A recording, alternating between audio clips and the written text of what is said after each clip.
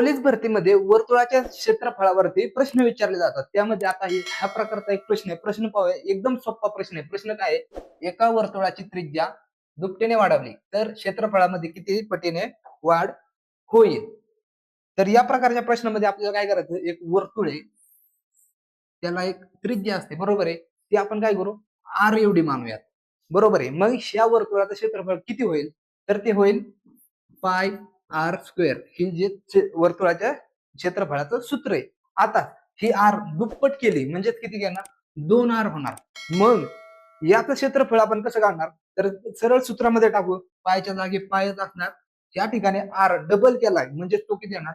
2r एवढी आपल्या त्या वर्तुळाची, नव्या वर्तुळाची त्रिज्या आहे. आणि त्याचा काय करणार आपण? वर्ग. म्हणजे किती येणार? पाय 2चा वर्ग किती? 4 आणि r चा वर्ग आहे असाच. म्हणजे 4 ला आपण समोर घेतलं 4 आणि पुढे काय येणार? पाय r चा वर्ग.